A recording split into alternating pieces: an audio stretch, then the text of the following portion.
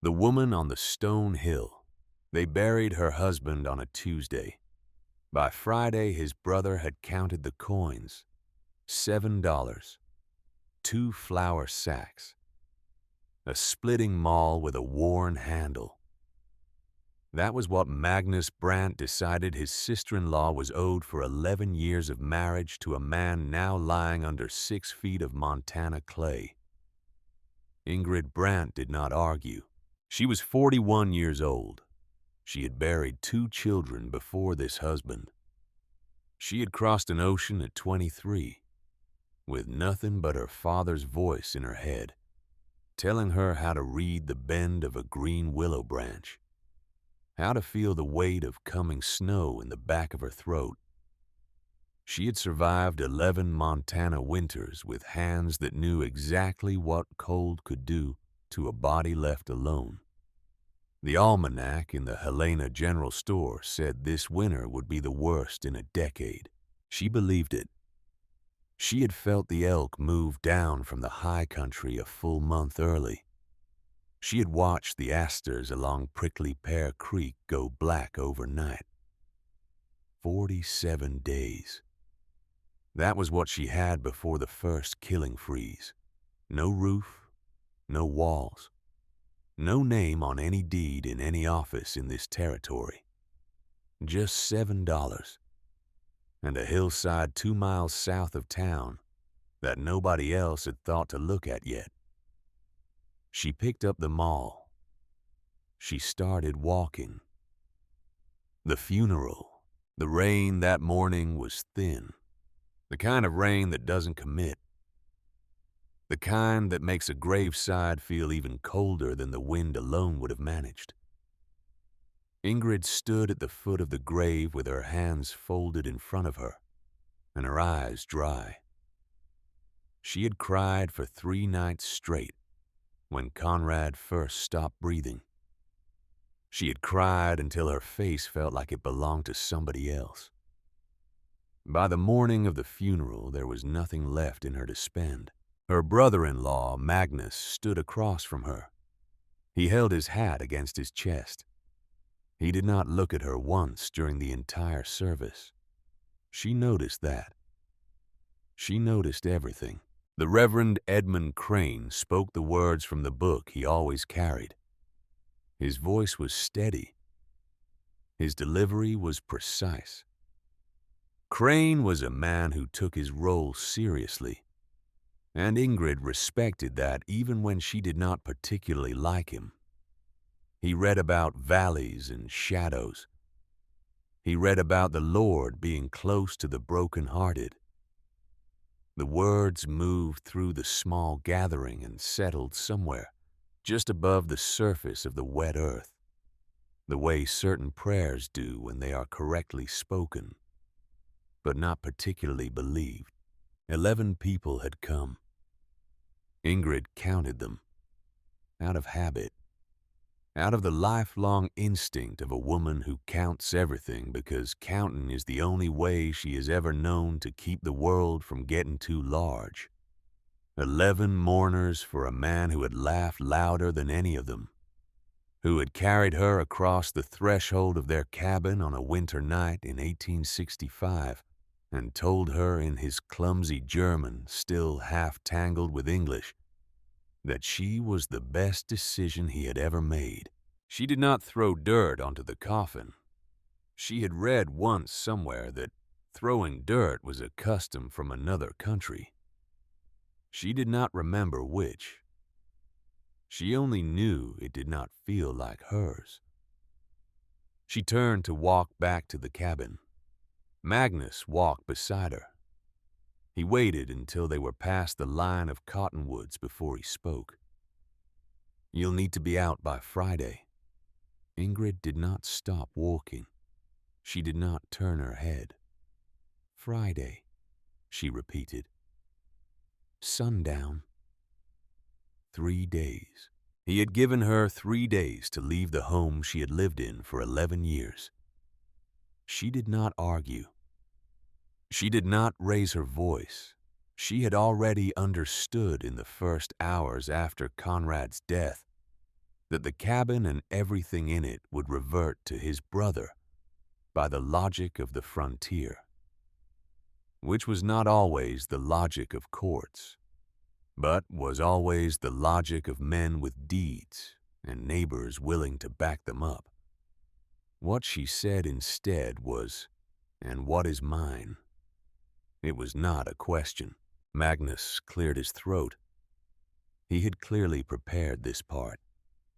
$7, 2 flour sacks, the mall, the boots you stand in, the dress you wear, the coat. Anything you can carry that was clearly his to give you while he lived. She nodded once. Conrad's pocket watch. That was his. He gave it to me the night before he died. Magnus did not answer for a long moment. Then he said, "All right, the watch, and his folding knife, the one with the cracked handle. That belonged to your father." "Yes." "Then take it. It was never his to begin with." She kept walking. The cabin came into view through the trees. The same cabin she had scrubbed and chinked and decorated and made into a home.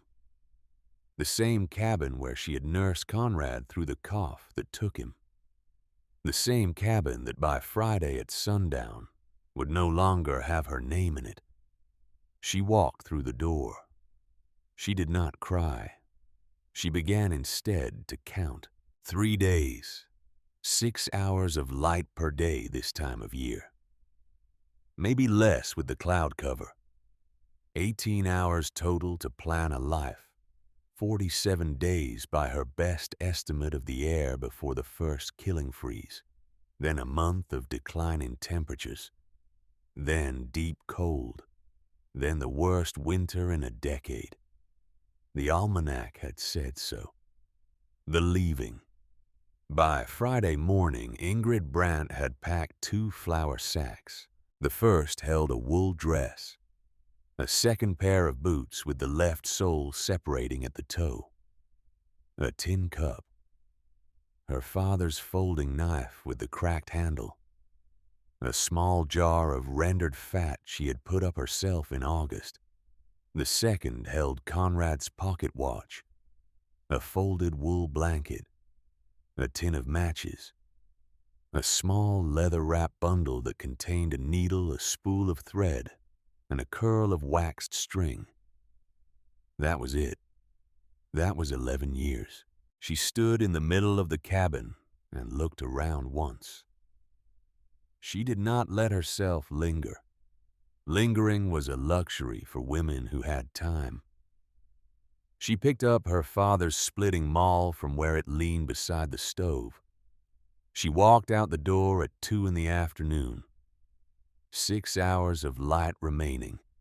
Magnus did not say goodbye. The Reverend's offer. Crane was waiting for her at the bottom of the path. She had not expected him. He stood with his hat in his hands and his thin shoulders held in the precise posture of a man who had rehearsed his approach. Crane was 46 years old. He had a face that had been shaped more by conviction than by weather. "Mrs. Brandt." "Reverend, the congregation has discussed your situation." She waited. "We would like to offer you accommodation in the church basement through the winter in exchange for domestic work, cleaning, laundering, meal preparation for church functions." "How many hours per week, Reverend?" He paused. He had hoped perhaps that she would weep with gratitude before the numbers came up. 35, possibly 40 depending on the season. She set down the flour sacks, carefully, the way a woman sets down something she might need to pick up again in a hurry. "I appreciate the congregation's concern," she said. Her voice carried the German inflection that 23 years in Montana had softened but never quite erased. but I am 41 years old. I buried a husband 11 days ago and 2 children before him. I have worked every day since I was 7 years old. I have no interest in becoming a servant in a church basement." Crane's expression tightened. "Pride is a sin, Mrs. Brandt. So is wasting what you have been given." The words came out even, without heat, which gave them more weight than anger would have. "And what have you been given exactly?" "2 hands and a mind that works." She picked up the flour sacks. She walked past him. He called after her. "When this fails, the offer may not remain available." She did not turn around. Then, I had better not fail. The hillside. She walked south. She did not walk toward town. She did not walk toward the boarding house on Bridge Street, which she had already calculated would not extend credit to a widow. Regardless of references, she walked south along Prickly Pear Creek into the canyon she had walked dozens of times during the 11 years she had been Conrad Brandt's wife. She walked past the lumber company's staging area where 4 men paused their work to watch her go. She felt their eyes. She did not look up. She walked until the canyon narrowed, until the north-facing slope on the east side turned steep enough that she could calculate from the angle alone how snow would accumulate there in January.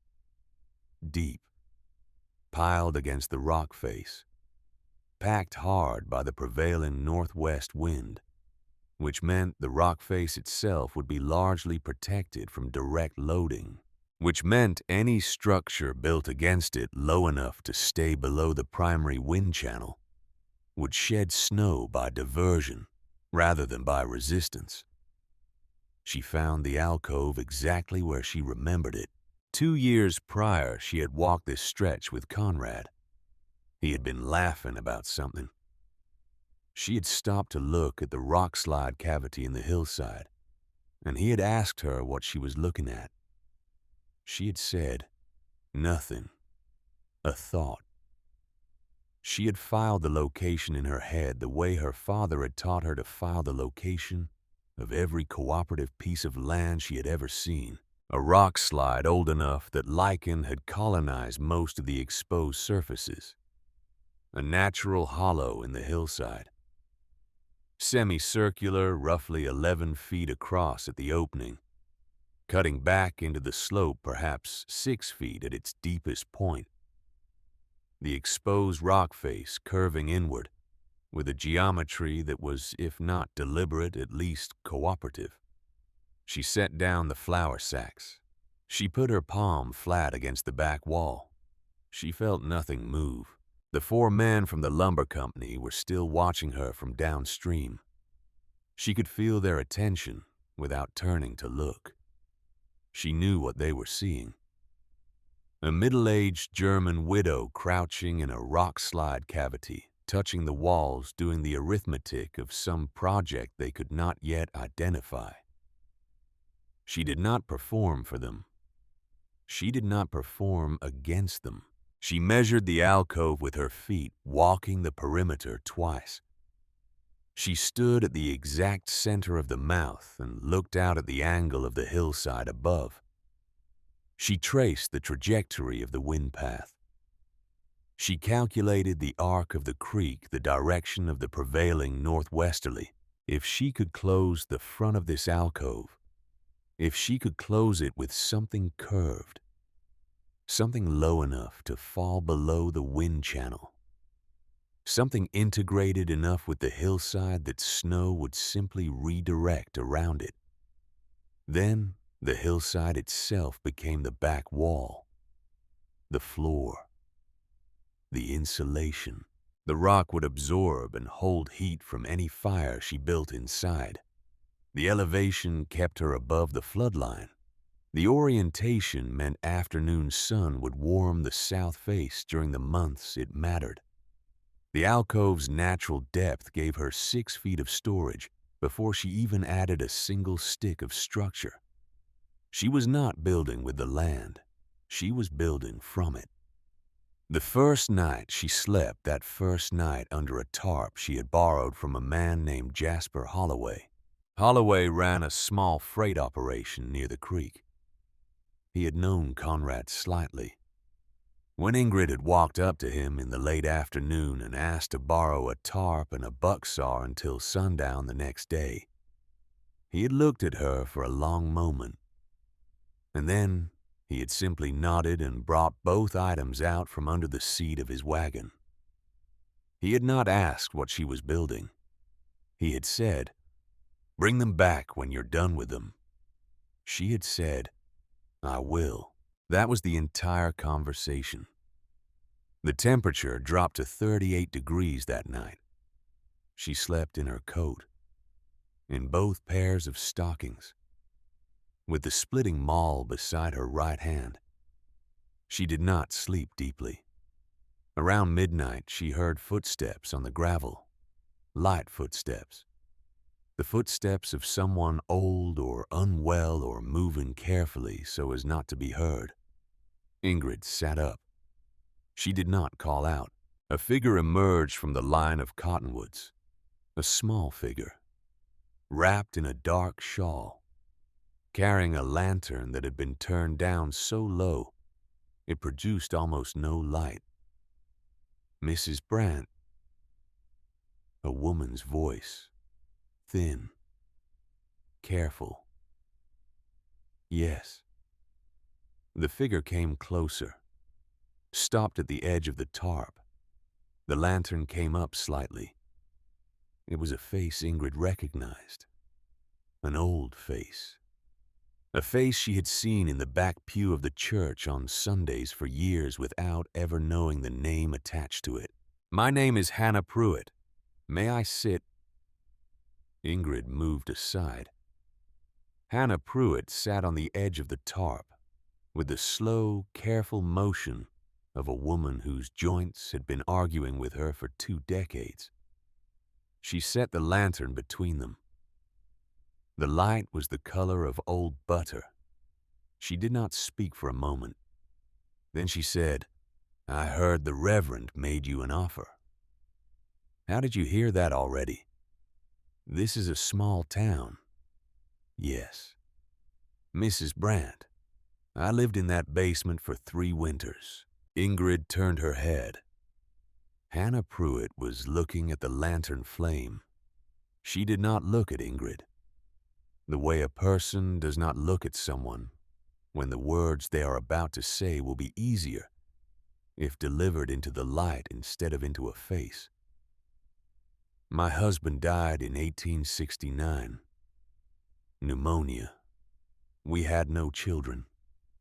I had no family in the territory. The Reverend offered me what he offered you.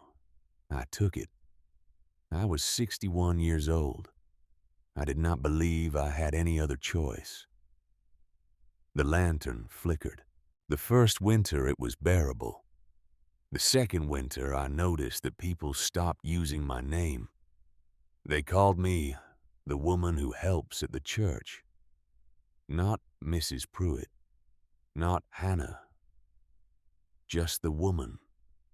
And by the third winter I noticed something worse." "What?" Ingrid asked. Quietly, I had stopped using it too, in my own head. I would lie on the cot at night, and I would try to remember my own name, and it would take me a moment. A real moment. Like reaching for something on a shelf I had not used in a long time. Ingrid did not say anything. They take it away from you slowly, not with cruelty, with kindness. They are kind, Mrs. Brandt. The Reverend is kind. The women are kind. They feed you. They give you a roof. They speak to you in soft voices. And every single day in every small interaction, they remind you that you are there, because you are not capable of being anywhere else. After 3 winters of that, a woman is not who she was when she walked through the basement door. How did you leave? My sister wrote from Iowa. Her husband had died. She needed help with her grandchildren. I had a reason to go. If she had not written, I do not know what would have happened to me. You came back to Helena. 2 years later, yes, after my sister passed. I have a small room above the cobbler's shop on 3rd Street. I do mending. I am, she paused, looking for the word. I am myself again. Mostly. But it took years. Ingrid was very still. Hannah Pruitt finally looked up at her. Her eyes were brown and tired and entirely clear. I came tonight because I heard you said no. And I wanted you to know that you were right to say no. And I wanted you to know that there have been others before you. And they will not tell you the things I am telling you, because they are still in that basement, and they cannot see clearly enough to tell you anything. Ingrid reached for Hannah's hand without thinking about it. The old woman's hand was cold. The 2 women sat together for a long time without speaking. The lantern burned lower. Finally, Hannah said, "What are you building?" "A woodshed. First, then a place to sleep. Here against the rock." "Yes." "Why?" "Because the rock will hold heat. Because the hillside will redirect snow. Because I have $7.46 days, and the conventional methods will not work." Hannah Pruitt looked at the alcove. She looked at Ingrid. She nodded once. Then she said, "I have $11, saved over 4 years. I would like to give you 4 of it." "No." "Mrs. Brandt." "No, Hannah, I will not take it. I will need help, and I will accept help, but not money. Not from you." "Then what?" Ingrid thought. "Come and sit with me sometimes, in the evenings, while I work. Tell me what you saw in those 3 winters. Tell me everything. I want to remember it. I want to make sure no other woman in this town has to walk into that basement without knowing what you know." Hannah Pruitt's mouth trembled. It was the only time she had moved in such a way during the entire conversation. "All right. I will come." She stood up, slowly, carefully. Before she walked away, she said one more thing. "Mrs. Brandt, the Reverend will not forgive you for refusing him. Not because he is a cruel man. He is not cruel. But because every woman who refuses him reminds him of something. I do not know what. I only know that he carries it, and he will carry it harder now." Ingrid said, "I know. Be careful." "I will." Hannah walked back into the cottonwoods. The lantern light retreated through the trees and disappeared. Ingrid lay back down under the tarp. The wind moved through the canyon. The creek talked to itself in the darkness. She did not sleep until almost dawn. The framework. The next morning, she began. She walked a 1/4 mile downstream and selected 12 saplings from the cottonwood and willow growing thick along the creek bottom. She chose them by feel, by the diameter of her own wrist, by the suppleness of the branch when she bent it experimentally between her hands. Cottonwood for half, willow for half. Each one approximately 14 feet in length. She cut them with the buck saw she had borrowed from Holloway. She dragged them to the alcove in 2 trips. She arranged them on the ground in order of flexibility. She stood for a moment, looking at them laid out like the ribs of something enormous and not yet assembled. Then she drove 2 stakes into the creek soil at the exact lip of the alcove opening, 11 feet apart, using the back of the splitting maul. Her father had taught her this when she was 9 years old, in the Black Forest, before she had ever seen a horse, before she had ever seen the ocean, before she had even known there was such a place as Montana waiting on the other side of her childhood. Her father, Heinrich Müller, a charcoal burner, a man who had built temporary shelters from green wood for 40 years before his daughter was born, who had told her repeatedly that the limitations of a material were only limitations if you insisted on using it wrong. Green wood bent without breaking. Seasoned wood held its shape. If you bent green wood into the shape you wanted and you held it until it seasoned, it became that shape, permanently, as though it had always intended to grow that way. She buried the first sapling 18 inches deep on the left side.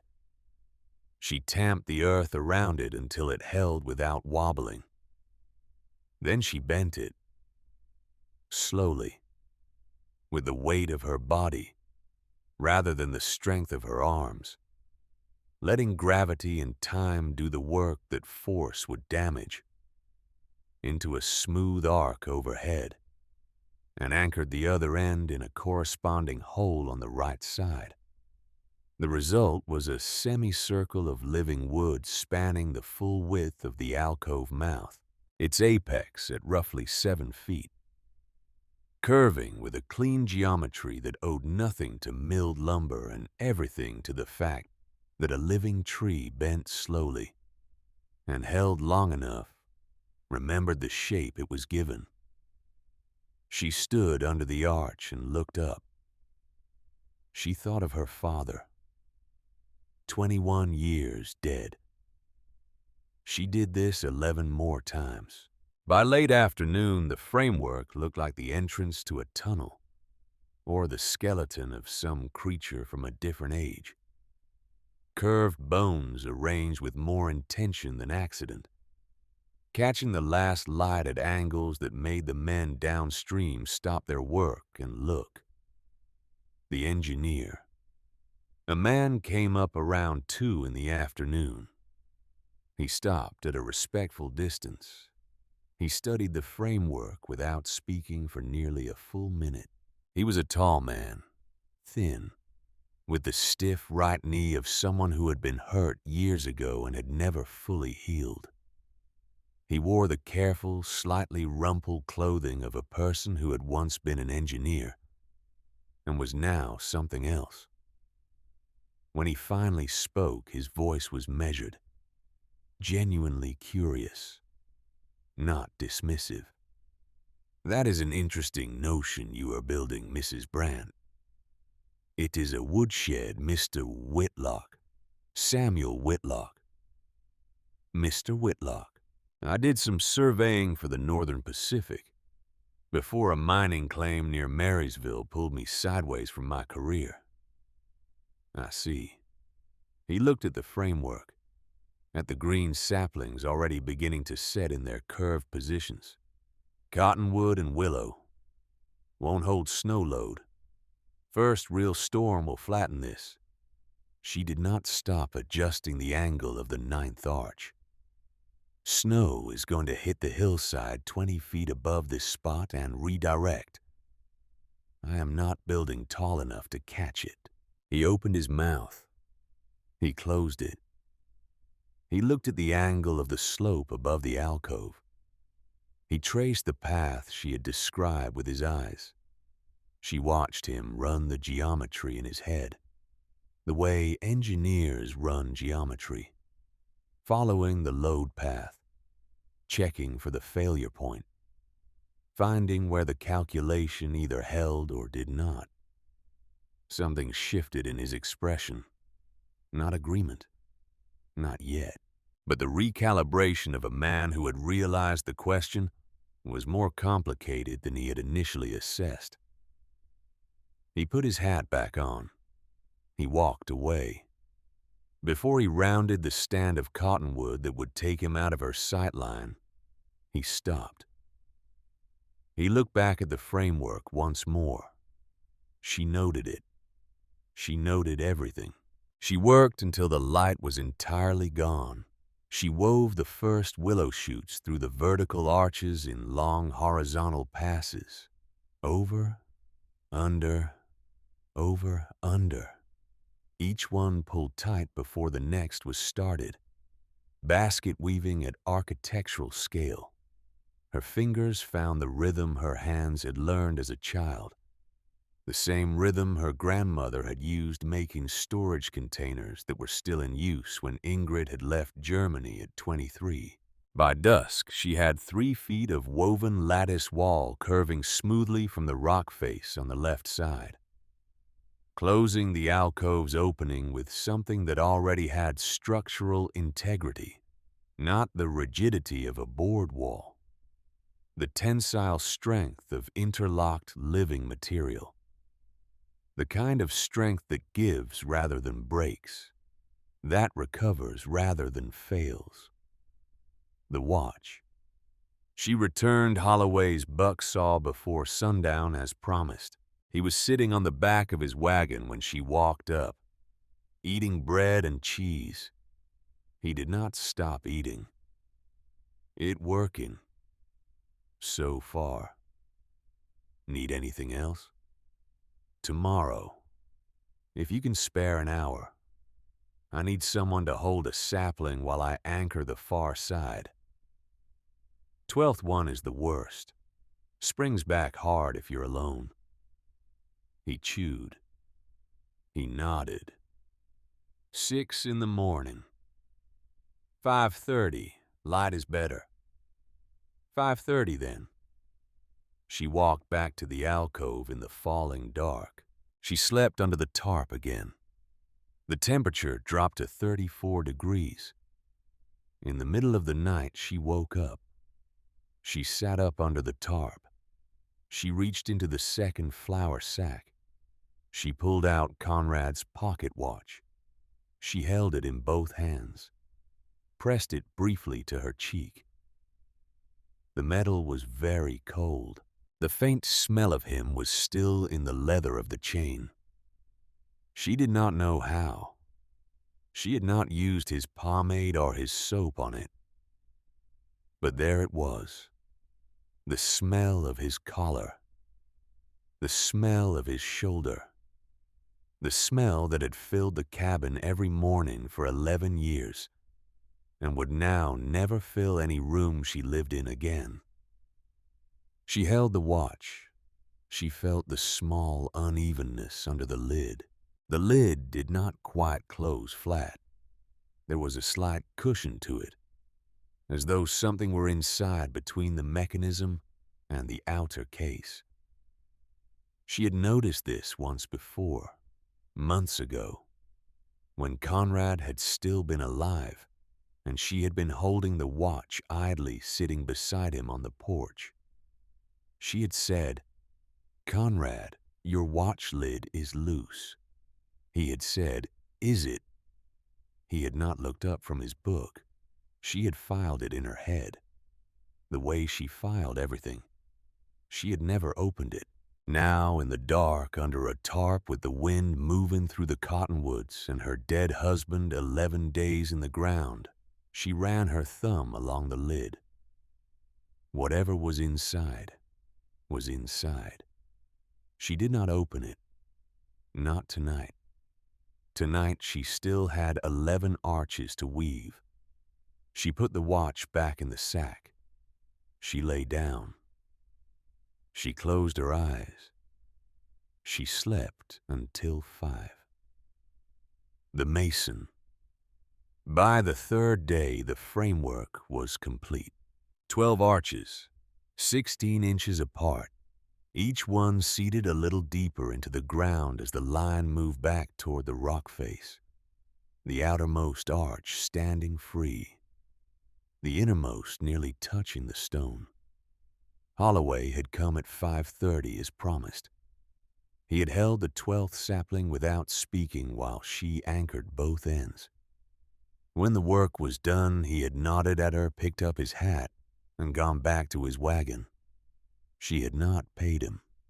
He had not asked. By the end of the third day, 2 more men had stopped to watch.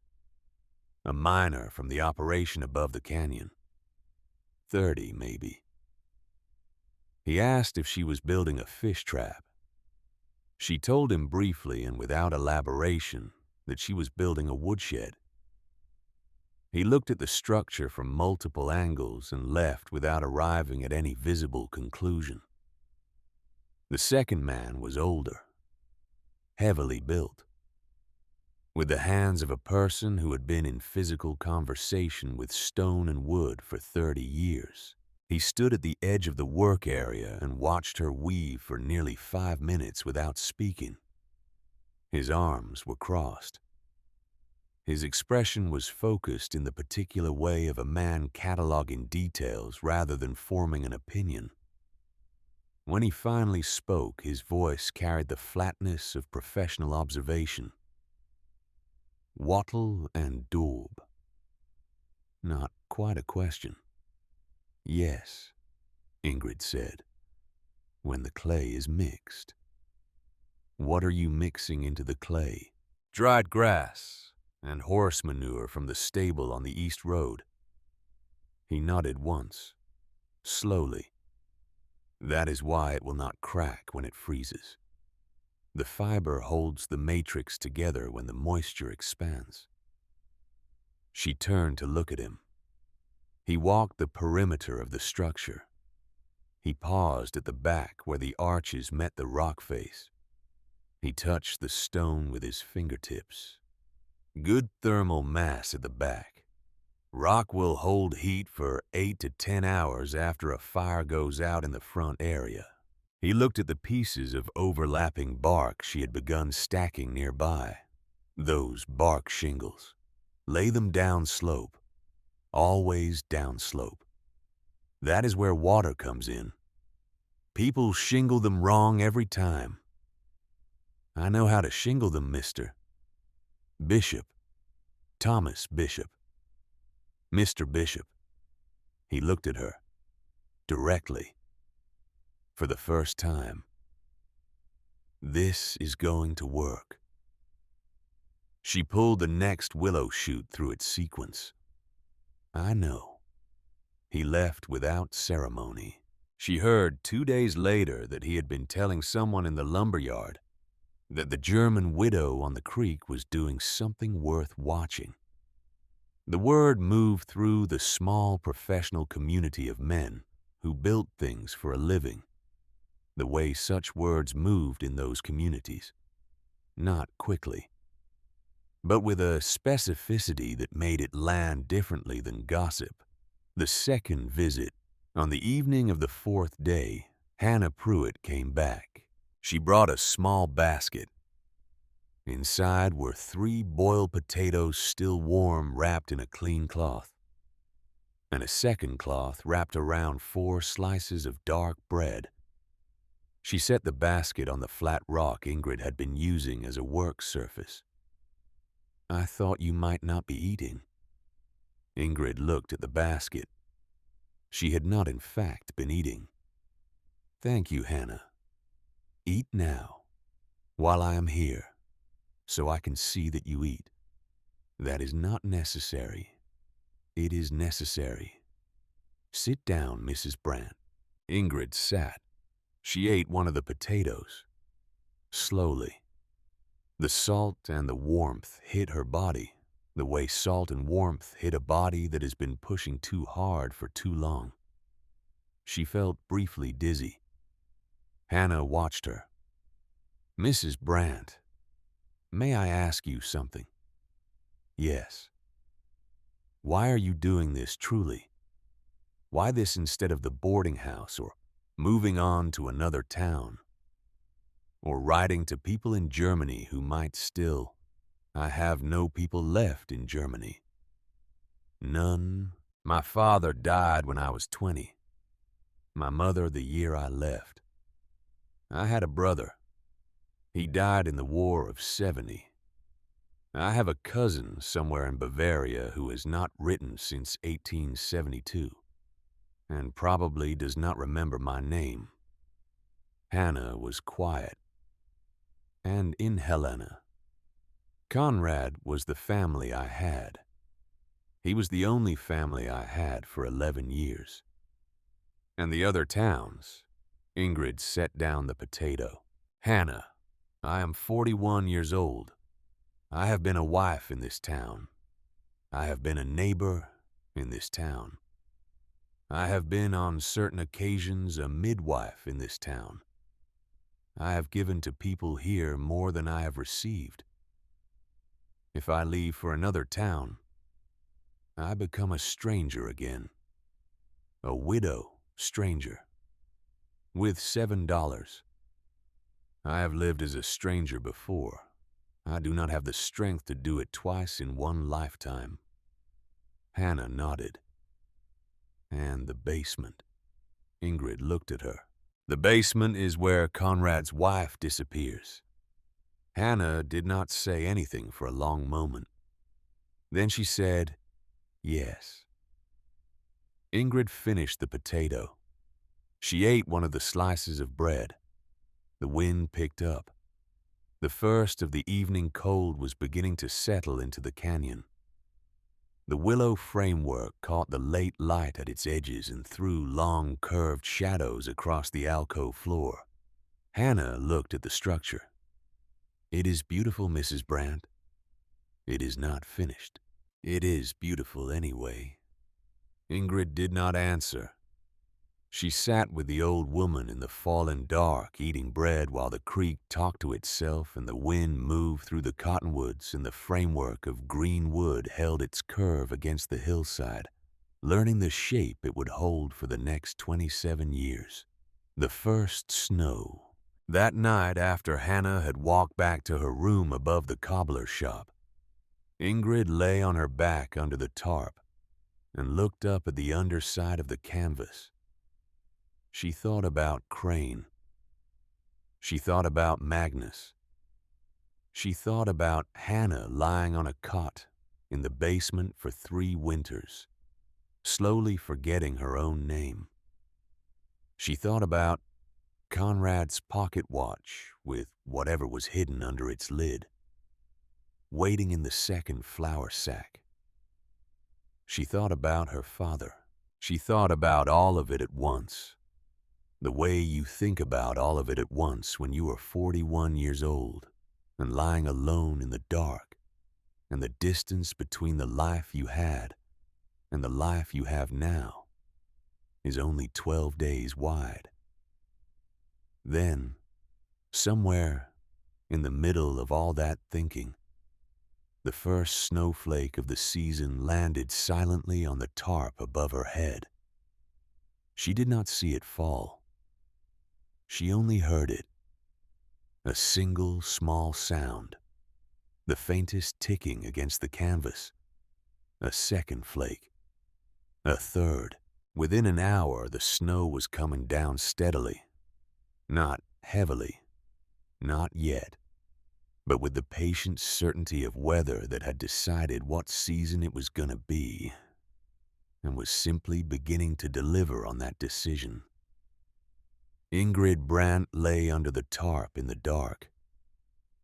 She listened to the snow. She listened to the willow framework holding its shape against the wind. She listened to her own heart, which was beating evenly in the body of a woman who was not yet finished. She whispered into the dark in German, the language she had not spoken aloud in 11 years. Conrad, I am still here. The snow kept falling. She closed her eyes. She slept. The clay. The snow stopped before sunrise, 2 inches on the ground, a thin sugar coating across the willow framework. Nothing yet that mattered, just a warning, just the season clearing its throat. Ingrid was up before the light. She had a fire going in a small ring of stones at the mouth of the alcove. She heated water in the tin cup. She drank it black, no coffee. Coffee was something she had given up the morning Magnus had counted her $7. She started on the clay. The clay deposit she had identified months earlier was a quarter-mile upstream. Heavy red-brown, sticky enough to hold its shape. She hauled it down in the 2 flour sacks repurposed now as carrying vessels. 3 trips before mid-morning. Her shoulders burned. Her lower back set into the deep low ache that meant her body was doing the work it was being asked to do. She mixed the clay with dried creek grass, with horse manure she had collected in a borrowed bucket from the stable on the East Road, with creek water in a proportion she adjusted by feel, until the mixture had the consistency she remembered from her father's hands. That specific give. That specific resistance. Then she packed it into the willow lattice, inside and out, and her hands turned red-brown, her forearms, her wrists. The clay dried and cracked on her skin. She had to rinse it in the creek before the cracks got deep enough to bleed. The water was so cold it stopped feeling like water. It felt like teeth. She kept working. Days passed. She lost count of them the way a person loses count of days, when the days are all the same shape. Get up. Eat what there is. Mix clay. Pack it into the lattice. Cut bark from the ponderosa ridge. Climb down with arms full. Layer the bark over the curved roof. Pin each piece in place with bent willow shoots passed through small holes she made with her father's folding knife. The cracked handle of that knife. The cracked handle she had felt under her father's grip when she was 9 years old. Now under her own grip, at 41. The same wood. 2 centuries. 1 family. She did not let herself think about that for too long. If she thought about it for too long, her hands shook, and shaking hands could not weave. The blanket Hannah Pruitt came in the evenings, 3 times that week. She brought food. She brought on the 3rd visit an old wool blanket she had been saving in a trunk for 15 years. It belonged to my husband. I am not going to use it. Take it. Hannah, take it. Ingrid took it. Hannah sat on the flat rock and watched her work. They did not talk much. They did not need to. The kind of friendship that had begun the first night under a tarp had moved past the stage of words. It had moved into the stage of 2 women in the same canyon at the same hour, sharing the same darkness without having to fill it. The Apprentice. On the 7th day after the snow, a man Ingrid did not know walked up the creek path and stopped at the edge of the work area. He was big, heavily built, 40 maybe, with the deliberate slow movement of a man whose strength was real and who therefore did not need to perform it. He watched her for a long minute. Then he said, "Mrs. Brandt." "Yes. Bishop sent me." She put down the clay. "Thomas Bishop." "Yes, ma'am. He said to tell you that you should have help with the upper bark courses on the windward side. He said 1 slip on a green pole ladder and the whole season ends in November." "Did Mr. Bishop send you with payment?" "He sent me with a day. He said a day was what you needed. He said you would not take money. So he sent the day." She looked at him. "What is your name?" "Davis." Cornelius Davis. I came west from Kentucky with the wrong idea about mining. Mr. Bishop took me on as an apprentice in October. How old are you, Mr. Davis? 23, ma'am. She thought about that. She thought about pride, about independence, about the difference between accepting help and accepting charity, about what her father would have said, about what Conrad would have said. Conrad would have said, "Take the help, Ingrid. Take it. Pride is for men who have never had to choose between pride and a roof." She nodded once. "All right, Mr. Davis. The ladder is over there. Hold it while I finish the windward run. After that, we will see what else there is." He nodded.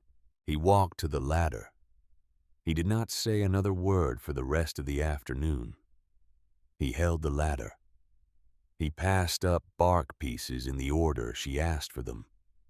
He moved with the quiet competence of a young man who had learned recently that he was good at construction in a way he had not previously suspected.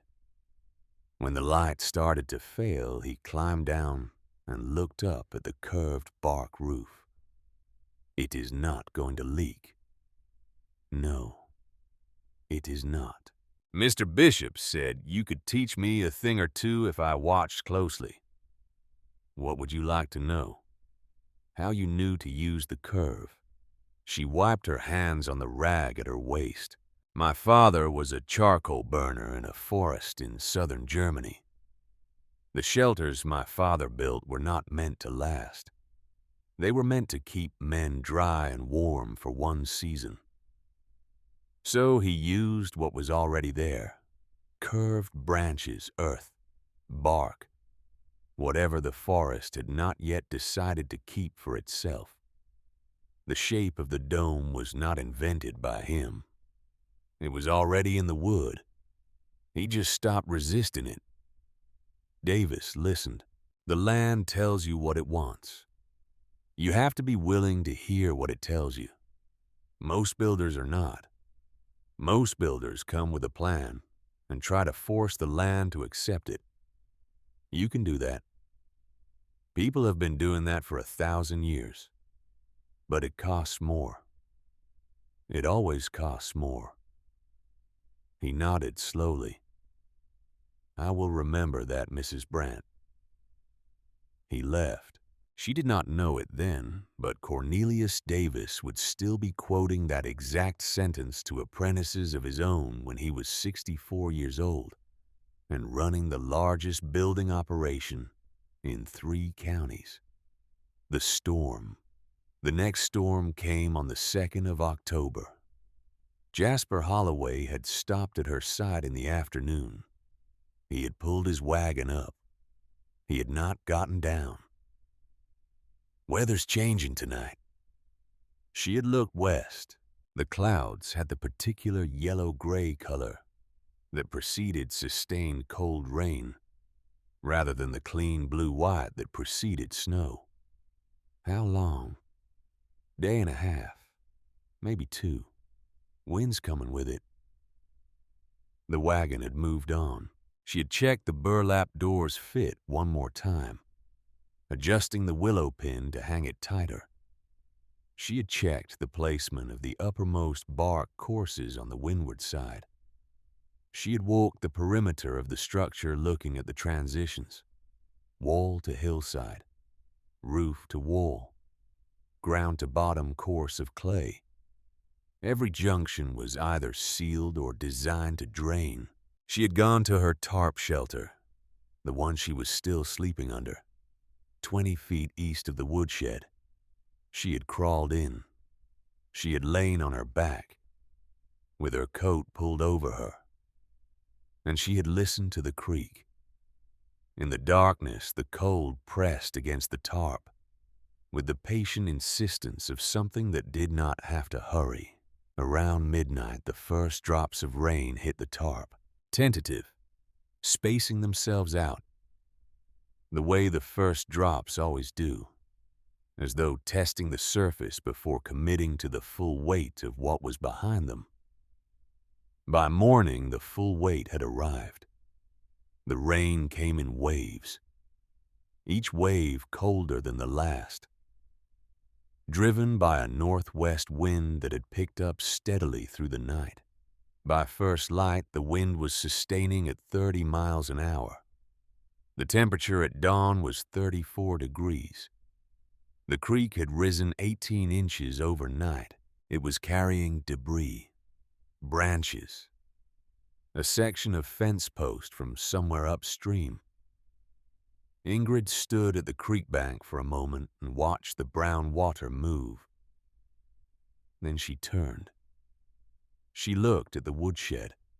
Water was running down the hillside above the alcove in a continuous sheet, finding every natural channel, creating temporary ones where the grass had died back.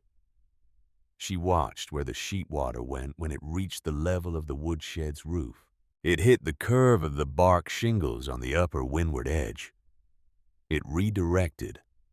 The geometry of the dome had no flat sections to accumulate, no horizontal ridgelines to pull along. The water broke into smaller flows at the point of contact and followed the curve to the sides, channeling away from the structure in two clean streams, running alongside the alcove walls, disappearing into the gravel at the base of the slope. Not a seam, not a junction, not a single transition in the roofline caught or held water. It all moved. She walked around to the leeward side. She checked the wall there, dry. The clay had darkened on the windward face where water had run across it, but the surface was sealed. No cracking visible, no soft spots where the matrix had failed. She stood in the rain. The wind drove water sideways under her hat brim, into her eyes, down her collar. She did not move for nearly a minute. She had built this with $7 and 46 days, and her father's voice in her head. And it was working. The Lindstroms. The Lindstrom family arrived in the third week of October. Ingrid was not at the shed when they came into Helena. She heard about them the next afternoon from Holloway, who had been at the train depot when they came off the eastbound car. He stopped his wagon at the creek path. He did not get down. Family came in yesterday. Yes. Man, woman, 3 children. Woman is about 7 months along. Ingrid waited. Man is sick. She knew without asking what kind of sick. She had heard that cough in Conrad's chest for the last 4 months of his life. She had recognized it by its texture, the dry depth of it, the way it came from a level below where ordinary illness lived. Where did they go? The church. She closed her eyes. She opened them. Thank you, Jasper. He nodded. The wagon moved on. She walked into Helena that evening. The church basement smelled of cold stone and old ash. A single lamp hung from a hook near the entry and threw more shadow than light. The 3 children were arranged on the floor in the corner farthest from the door, sharing 2 thin blankets. The oldest sat upright. The youngest leaned against her in the configuration of children who had learned to conserve warmth through proximity. A man lay on a plank bed along the right wall. His eyes were closed. His breathing was audible from the doorway. Not labored exactly. Conscious. The breath of a body that was working at something. A woman sat on the floor beside the plank, her back against the wall, her hands folded over the full roundness of her belly. She was simply sitting, in the way of someone who had exhausted the available actions and was now in the inventory phase, taking stock of what remained. She was 34. Her eyes, when she looked up at the sound of Ingrid's entrance, were clear and direct, and not particularly hopeful. "My name is Ingrid Brandt. Annika Lindstrom. How much firewood do you have?" "Maybe 2 weeks, if we are very careful. Eric has not been able to cut for 6 weeks. There is no money to buy more. You need 4 cords minimum to make it to April." "I know. I do not know who would sell to us on any terms we could meet." The 3 children in the corner had gone quiet in the way of children who had learned that adult conversations about resources required stillness. Ingrid looked at them for a moment. "I need workers. I am building 2 additional storage structures before spring. One for root vegetables, one for tools. I am paying in firewood instead of cash, because cash is what I do not have either. A day stacking work from your children buys a week's worth of splits. They stack. I cut. Does that seem reasonable?" Annika looked at her. The woman's face did not change, but something behind the woman's face did. She knew what was happening. The accounting was transparent. A 7-year-old's stacking capacity for a day was worth perhaps 2 hours of adult labor, not a week of split pine. The discrepancy between the offered exchange rate and the actual exchange rate was the gift. Both women understood this simultaneously. Neither of them commented on it. Annika said, "More than I have a right to expect from anyone." "You have every right to expect help when you need it. The only question is whether it arrives." Ingrid started toward the door. "Mrs. Brandt." She turned. "I will send the children tomorrow, at first light." The children. The children came at first light exactly as Annika had promised. The oldest came alone first. She arrived with the formality of a child who had been taught manners as a form of armor. "Mrs. Brandt, my name is Lena. I am 7 years old. My mother said I should ask you what you want me to do." Ingrid showed her the stack. She explained the system. Large pieces first, flat face down, tight enough that nothing wobbled, but not so tight that air could not move between them. Second layer perpendicular to the first, third layer parallel. She demonstrated with 3 pieces. She handed the 4th piece to Lena. The child placed the piece, looked at it critically, adjusted it a 1/4 inch, checked it against the adjacent piece, adjusted again. "The air gap needs to be consistent," Lena said, to herself more than to Ingrid. "Otherwise, some pieces dry faster than others, and the stack is not uniform." Ingrid looked at her. "Where did you learn that, from what you just said?" A pause. "Is it right?" "Yes, it is right."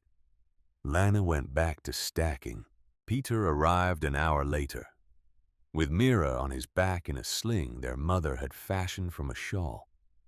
He set Mira down on a flat rock in a sheltered spot, with a piece of pine bark to examine. He joined his sister at the stack. Peter was 6. He moved differently than Lana. Where she moved methodically, he moved quickly, and then stopped to assess. Adjustments in batches rather than piece by piece. Mira watched everything from her rock with the wide attention of a 4-year-old who was filing information she did not yet have categories for. Ingrid cut. The children stacked. By the end of the 3rd day, the Lindstrom woodpile had grown by half a cord. and the children had absorbed 3 weeks of stacking technique. The name's Annika came on the 4th evening. She walked up the creek path slowly, her hand on her belly. She moved with the deliberate care of a woman who was carrying 7 months of pregnancy through grief simultaneously. She came alone. The children were back at the basement with Eric. She brought a small jar of something. She set it on the flat rock. It is cloudberry preserve from Wisconsin. It is the last jar. I would like you to have it. Annika. Please, Mrs. Brandt. Ingrid stopped. She took the jar. Sit. They sat on the flat rock together. The fire crackled in the stone ring. The temperature was 12 degrees.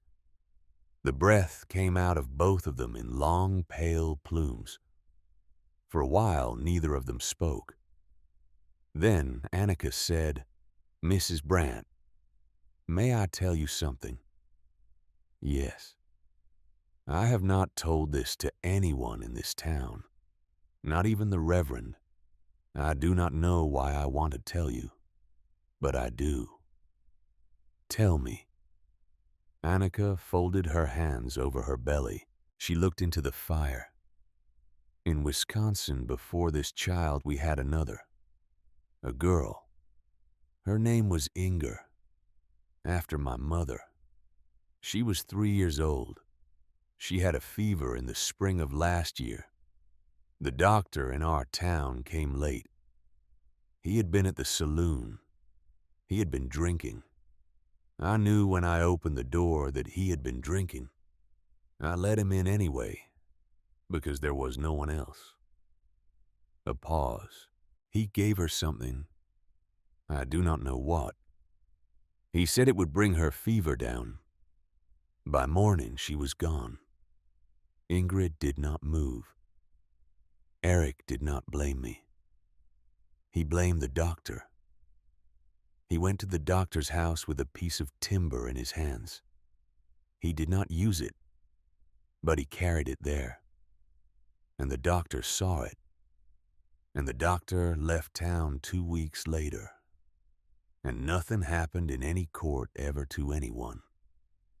The fire popped. After Inger, I could not stay in Wisconsin. I could not look at our cabin. I could not look at her grave. I could not look at the road the doctor's house had been on. We sold what we had.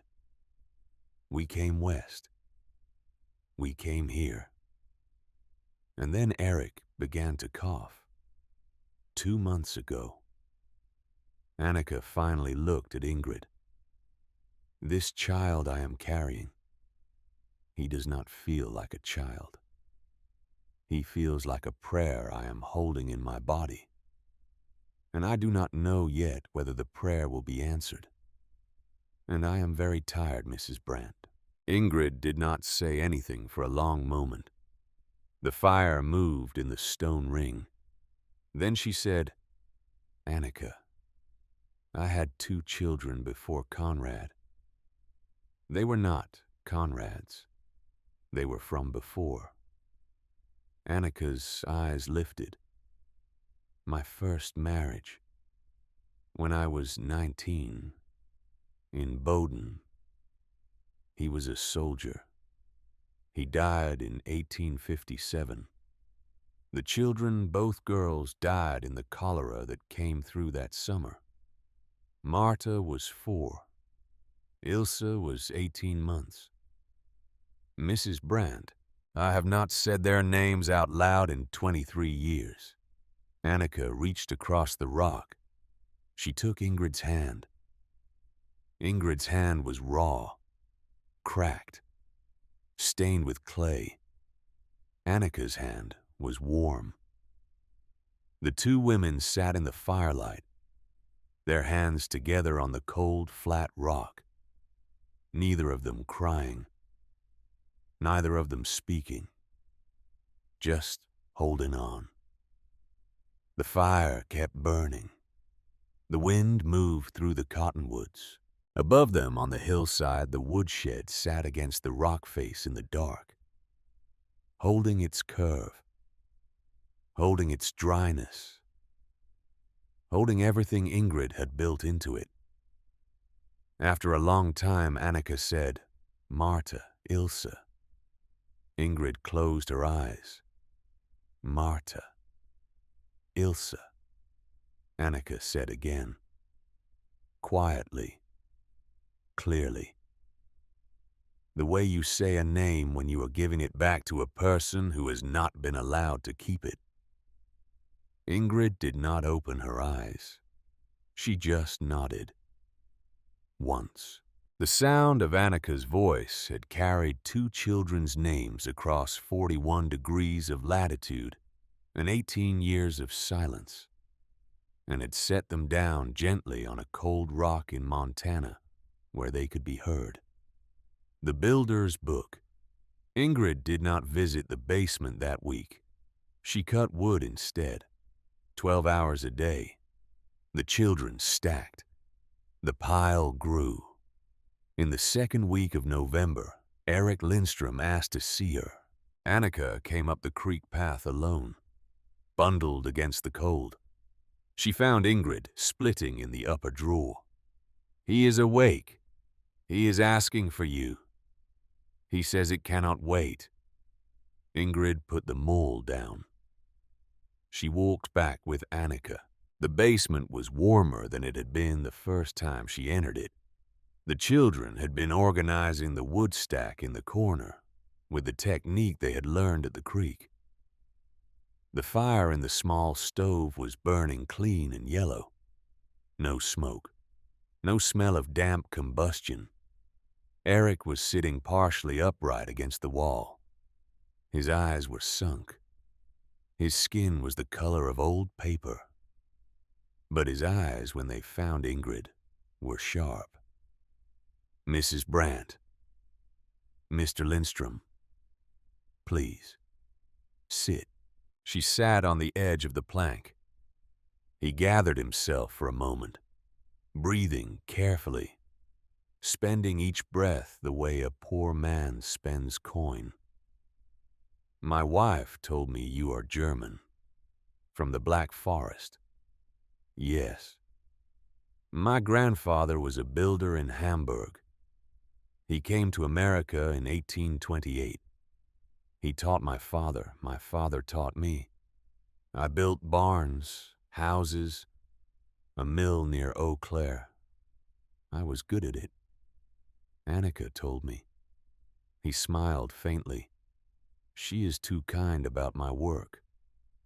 I doubt that Mr. Lindstrom." He coughed. He did not cough hard. The body did not have anything left to cough hard with. "Mrs. Brandt, I watched my children come home from your woodshed every evening for 6 weeks. I asked Lena what you were doing. I asked her how you were doing it. She told me. I did not believe her at first." He paused. "Wattle and daub is older than Christendom. The technique is older than this country, older than every country. But what my daughter described to me, you are not just using the technique. You are using it the way the Romans used vault construction. You have made a barrel vault out of green willow. You have integrated it with stone thermal mass." His voice was quiet. "That is not a woodshed, Mrs. Brandt. That is engineering." Ingrid did not say anything. "I was a builder for 20 years. I have read books on construction in 3 languages. I have never seen anyone in this country combine those principles in that exact way. Not on this scale. Not with $7. He reached with a hand that was not strong anymore to a small leather book on the shelf above his plank. He could not quite reach it. Annika reached over him and brought it down. She placed it in his hand. Eric held it for a moment. Then he held it out to Ingrid. This is my book. 30 years of drawings, of notes, of every building I ever helped build. There are sketches in here from my grandfather, from my father, from me. There are calculations for load distribution. There are mixing ratios for lime.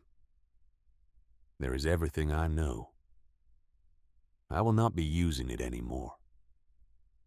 Ingrid did not take the book. Mr. Lindstrom, Mrs. Brandt, take it. I cannot. You can, because here is what I need to ask you. He looked at her steadily. Lina has my eye. She does not know it yet. She is 7 years old. She thinks about air gaps in stacked wood the way I thought about beam spans when I was 19. If I do not pass this on to her, no one will. Annika cannot teach her this. Annika is brilliant, but she is not a builder. You are. He pressed the book toward her. Teach her what I would have taught her. When she is old enough. When she is ready. Use my notes. Use yours. Make her a builder, Mrs. Brandt. Make her into what this country will not let me finish making her. Ingrid took the book. It was heavier than she expected. She held it on her knees. I will teach her. I will teach her everything I know, and everything you knew. Eric closed his eyes. He nodded once. He said, "Thank you, Mrs. Brandt." 2 days later, Eric Lindstrom did not yet die. The cough still held him, but the worst of his strength was now spent. He could no longer reach a book on a shelf without help. The brother in the 3rd week of November, on a morning when the temperature had broken 0 and was holding at 4 degrees below. Ingrid heard footsteps on the path, not the careful footsteps of Hannah Pruitt. Heavier footsteps, boots she half recognized. She turned. Magnus stood at the edge of the work area. He was not wearing his hat. His coat was open. His face was the color of wet ash. There was snow on his shoulders and in his hair, and he had clearly walked the entire 2 miles from town, because there was no horse with him and no wagon behind him. Ingrid set down the maul. She did not say anything. He looked at the woodshed. He looked at her. Ingrid. She waited. He did not finish the sentence. He could not finish it. He stood in the snow with his hands at his sides and his mouth open, and nothing coming out of it. Ingrid said, "Why are you here, Magnus?" He breathed in. "Greta is sick." "How sick?" "Pneumonia. The doctor came yesterday. He says he doesn't know. And the cabin. The roof is leaking. The chimney smokes. The wood I cut in September is wet through. Everything I built. Everything I..." He stopped. He looked down at his boots. "Everything I took from you is failing." Ingrid was very still. "Magnus, I know. Did you walk all this way to tell me your wife is dying?" "I walked all this way because I made a promise to my brother. And I broke it. And I have been breaking it every day since September. And I cannot live with myself anymore." She did not move. He kept going. The words came out of him now in the way water comes out of a clay jug that is finally cracked. "Conrad, the night before he died, he was lucid for an hour. The last hour he was lucid. He took my hand. He took my hand, Ingrid. He said, "Magnus, promise me you will take care of her. Promise me she will not be alone. Promise me you will be a brother to her the way I have been a husband." A long pause. And I promised him. And then I drove you out with $7 because I was afraid, because I thought, he shook his head, because I thought you were stronger than me. And I did not want you living in my house, reminding me every day that my brother had married a better person than I would ever be. The snow kept falling, light, quiet, the kind of snow that does not announce itself. Ingrid looked at her brother-in-law for a long moment. She thought about Hannah Pruitt, about 3 winters in a basement. She thought about Annika Lindstrom, about a doctor with whiskey on his breath, about a daughter named Inger. She thought about Conrad's hand on Magnus's hand, asking for one thing, the simplest thing, and Magnus saying yes, and then Magnus not doing it. She felt for one bright instant every cold inch of the path she had walked since September 17th. She felt the $7. She felt the maul against her shoulder. She felt the rain on the morning of October 2nd sliding off the curve she had built. She felt Conrad's pocket watch in the second flour sack, with whatever was hidden under its lid. She felt all of it, and she did not say, "I forgive you," because she did not. Not yet. Forgiveness was a thing she would have to build the way she had built the woodshed, slowly, layer by layer, over a long time, with materials she did not yet have. What she said instead was, "Wait here." She walked into the woodshed. She came back out with an armload of split pine, 8 pieces, the driest, cleanest pieces from the deepest part of the stack. She held them out to him. "Take these." He looked at her. He did not understand. "Take them. Get them home. Get a fire going for Greta tonight. Tomorrow come back. Bring an axe. There is a stand of dead pine in the upper draw. I will show you which trees. You will cut. You will dry. You will rebuild your stack the way I have rebuilt mine. And when you are done, you will go home and you will sit with your wife and you will tell her every honest thing you have ever been afraid to tell her. And you will live with her the rest of the time, however long that is, because the time is shorter than you think. I know this, Magnus. I know this better than you do." His hands shook as he took the wood. "Ingrid, go home. I cannot pay you for this. I am not asking you to pay me.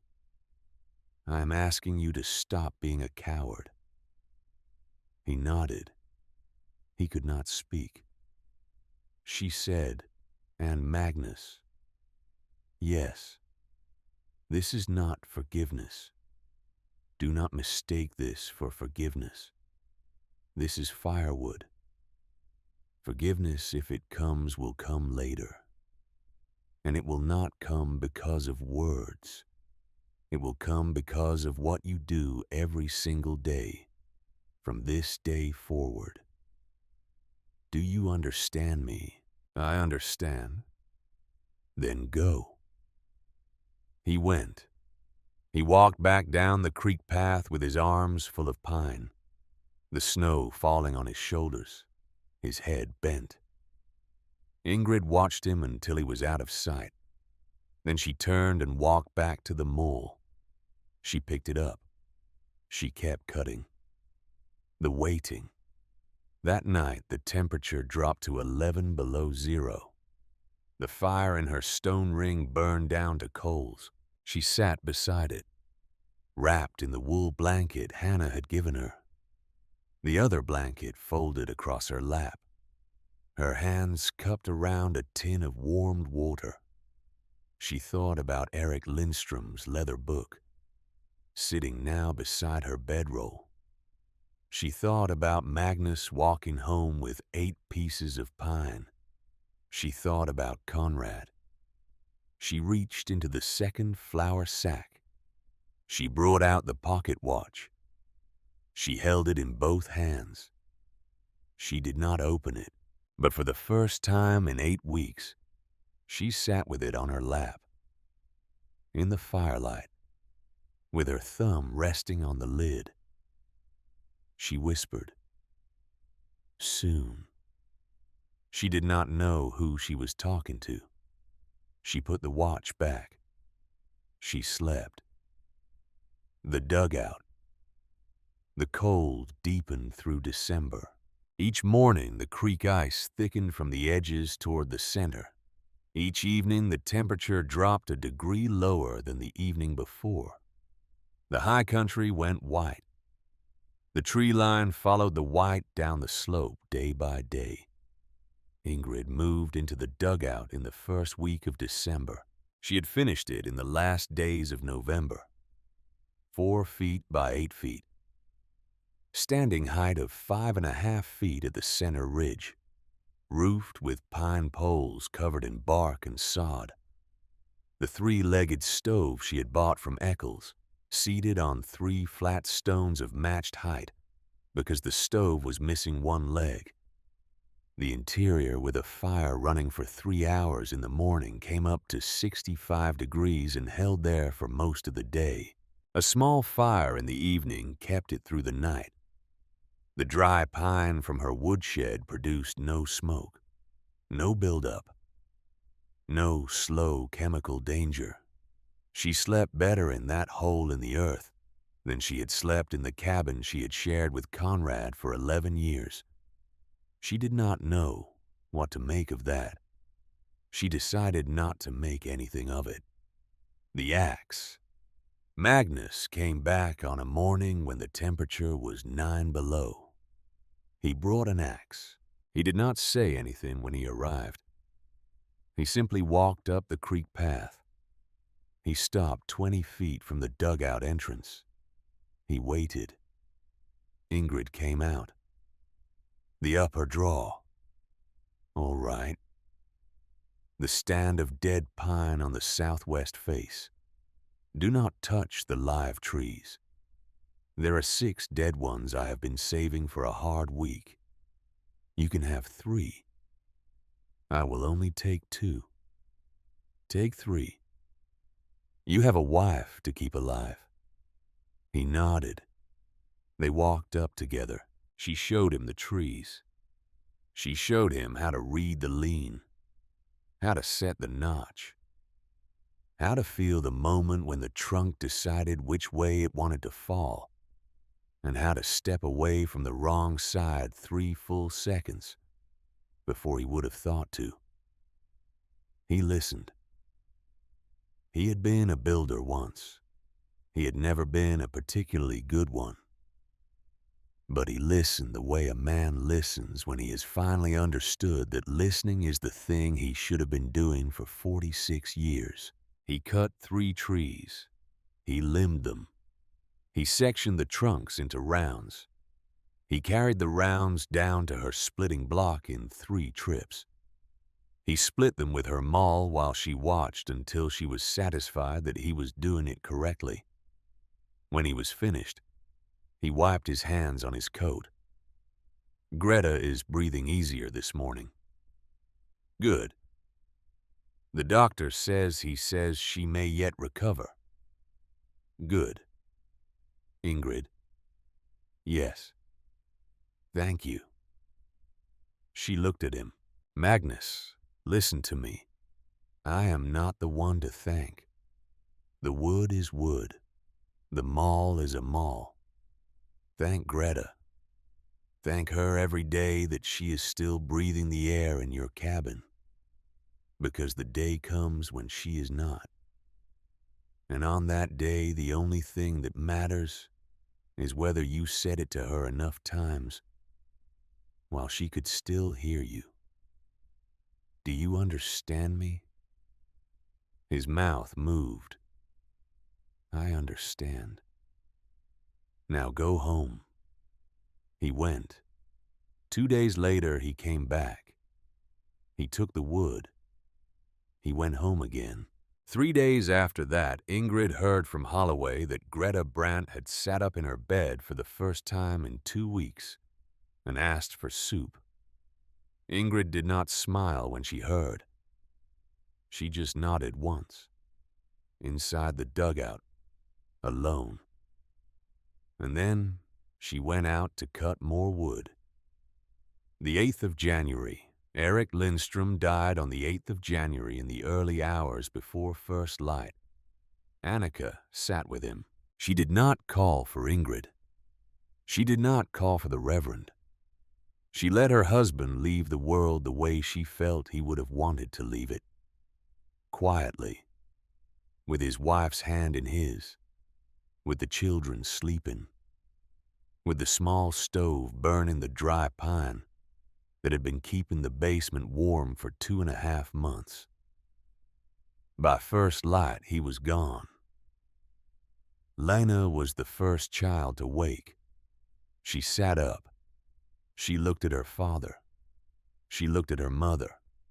She did not cry. She got up. She walked to the stove. She added 2 pieces of pine in the careful, overlapping pattern Ingrid had taught her. She blew on the coals until they took. She closed the stove door. Then she walked back. She sat down beside her mother. She put her small hand on top of her mother's hand, the hand that was still holding her father's hand. Mama, Annika nodded. Once. I will go tell Mrs. Brandt after Peter and Mira wake up. Is that all right? Annika nodded again. Lena waited until her brother and sister were awake and had been told. Then she put on her coat. She walked the 2 miles to the creek by herself. The temperature was 11 degrees. She did not cry on the walk. She had decided, somewhere inside herself, that she would not cry until she was back beside her mother. She arrived at the dugout. She knocked once on the board door. Ingrid opened it. She saw the child's face. She did not need to ask. Come inside, Lena. Sit by the stove. Warm your hands. Mrs. Brandt, my father, I know my love. Come inside. Lena came inside. She sat by the stove. And only then, in the warm, dim space with the woodshed wood Ingrid had cut and Lena had stacked burning steady and clean, only then did she begin to cry. The Psalm. The Reverend Edmund Crane came to the basement that afternoon. He performed the rites with the care and precision he brought to all official functions. He read from the 34th Psalm. The Lord is close to the broken-hearted. His voice in the cold basement was steady and resonant. The children sat together against the wall. Peter and Mira pressed against Lena's sides. Ingrid stood near the door. Annika had asked her to come. The message had come through Lena that morning. She listened to Crane read. She watched his face. She saw in it something that was not visible in his public expressions, the complexity of a man performing a role he genuinely believed in, while simultaneously aware that the room he was performing it in existed in its current state because of actions he had spent months working against. The wood stack in the corner, still nearly 2 cords deep, visible from where he stood. The children, warm in their inadequate coats. but warm. He did not look at the wood stack directly, but he did not avoid it entirely either. His eyes moved past it twice, briefly, without settling. Ingrid did not feel vindicated. She felt tired and sound, and aware of the specific weight of a winter that had been carrying this outcome in it since the first morning she had heard the cough in Eric Lindstrom's chest. Vindication required an opponent. She had never had one. She had only ever had a problem, and a deadline, and a set of resources. And she had solved the problem inside the deadline with the resources available. And the solution had extended itself to include people it had not originally been designed to include, which was not heroism, which was geometry. If you build a structure sound enough, it can hold more than the minimum it was designed for. Eric Lindstrom had been 41 years old, the same age she had been on the morning Magnus counted her $7. The baby came on the 1st of February. Annika went into labor at 3 in the afternoon. The midwife from the east side of town had been notified 2 days earlier and was already at the basement when the contractions began. Ingrid arrived at 5. She did not leave. She sat with Lena, Peter, and Mira in the corner farthest from Annika. She read to them in a low voice from a small primer the church had provided. She read in English, her German accent gentling around the simple sentences. The cat sat on the mat. The dog ran in the lane. The children listened, their 3 pairs of eyes fixed on Ingrid's face. Mira leaned against Lena's shoulder. Peter held a piece of pine bark in his hand and turned it over and over, as though it were a small wooden compass that might tell him where to put his attention. Annika's labor was difficult, but not the kind of difficult that takes a mother. The kind of difficult that asks her for everything she has and accepts what she gives, and then gives back. At 6:47 in the evening, the baby came. She was a girl. She was small.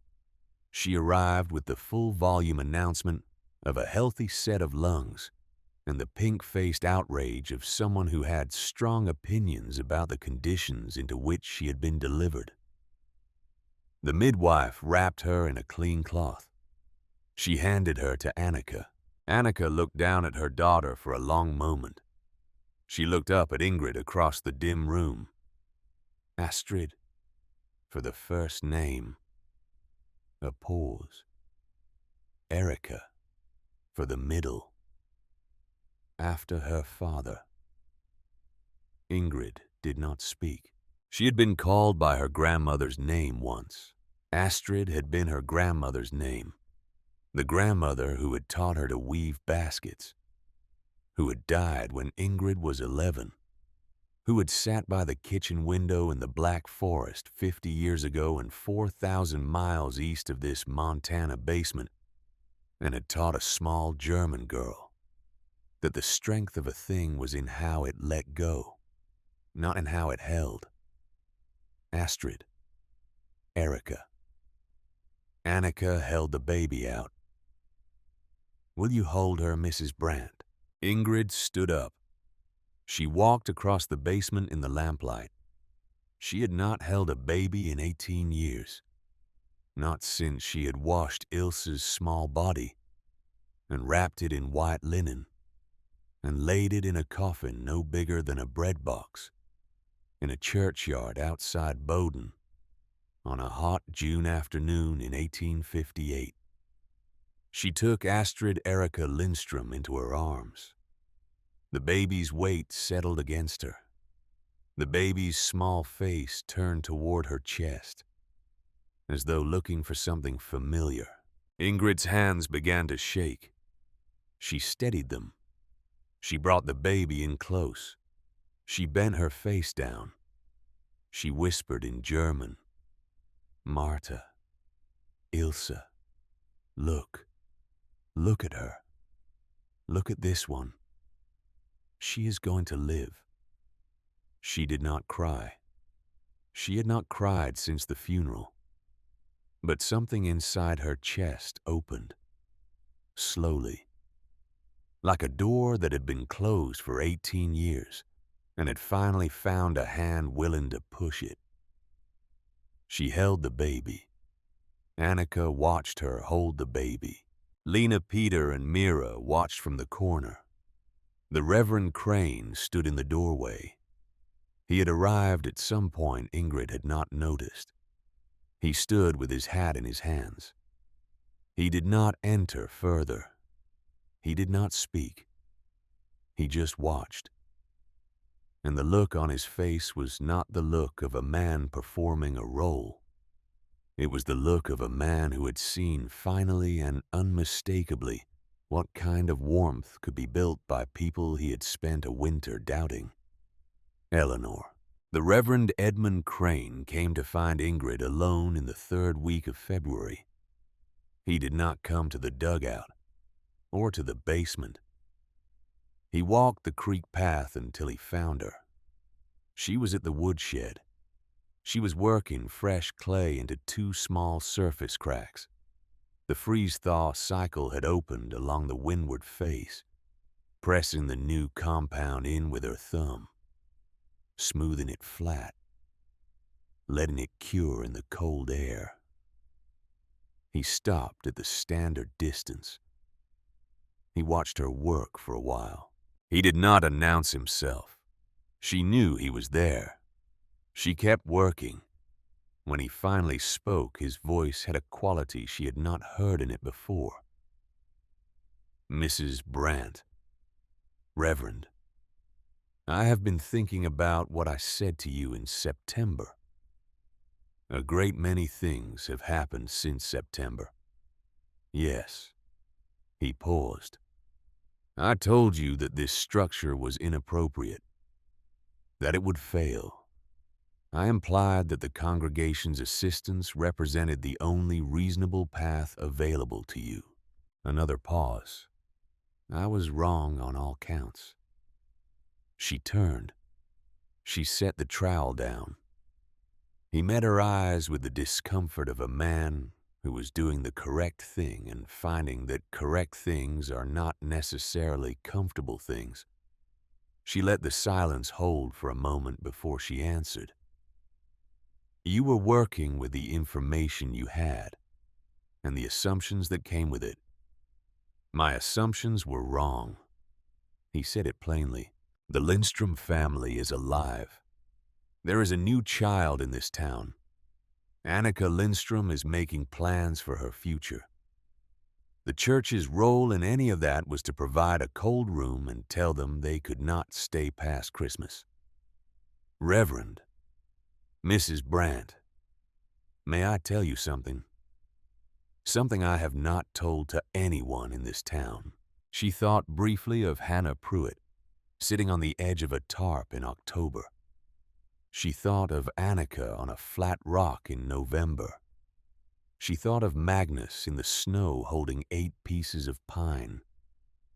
This was the 3rd time in 5 months that someone had walked up to her with a thing they had not been able to say to anyone else.